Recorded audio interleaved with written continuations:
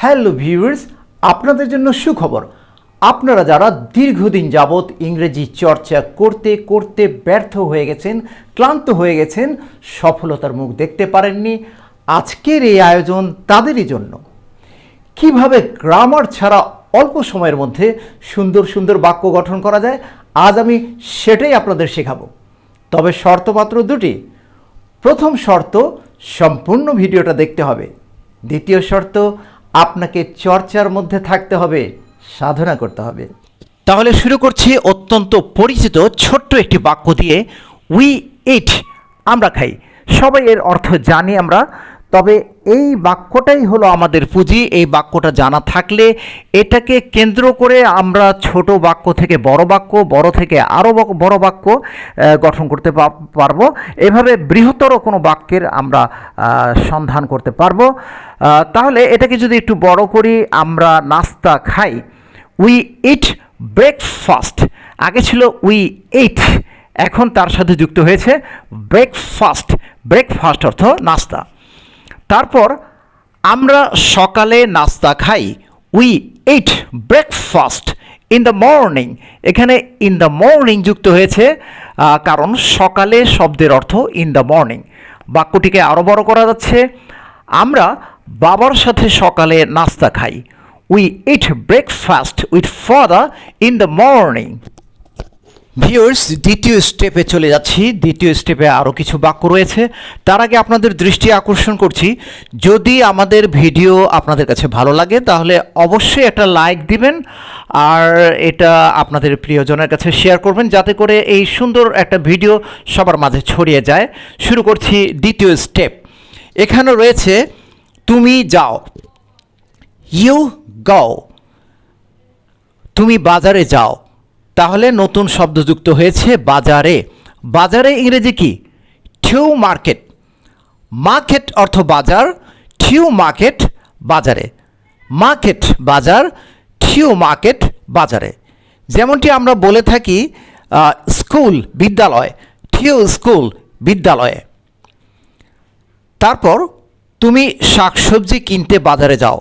You go to market to buy vegetables. অর্থাৎ এখানে নতুন যুক্ত হয়েছে শাকসবজি কিনতে। বাই অর্থ কেনা, টু বাই কিনতে, টু বাই ভেজিটেবলস শাকসবজি কিনতে। You go to market to buy vegetables. তুমি শাকসবজি কিনতে বাজারে যাও। পরবর্তীতে রয়েছে তুমি প্রতিদিন শাকসবজি কিনতে বাজারে যাও। অর্থাৎ প্রতিদিন শব্দটা এখানে যুক্ত হয়েছে। You go to market to buy vegetables everyday. Everyday বাক্যের শেষে যুক্ত হয়েছে। পরবর্তী স্টেপ, তারা কিনে। They buy. তারা একটা মোবাইল ফোন কিনে। They buy a mobile phone. এখানে মোবাইল ফোনটা যুক্ত হয়েছে। তারা একটা বাটন মোবাইল কিনে। অর্থাৎ মোবাইল ফোনের জায়গায় এখানে বাটন মোবাইলটা ব্যবহার করা হবে। They buy a button mobile. তারা একটা স্মার্টফোন কিনে। বাটন মোবাইলের জায়গায় স্মার্টফোন যুক্ত হবে। They buy a smartphone. তারা একটা পুরাতন মোবাইল ফোন কিনে। They buy a second hand smartphone. এখানে সেকেন্ড হ্যান্ড শব্দটি যুক্ত হয়েছে।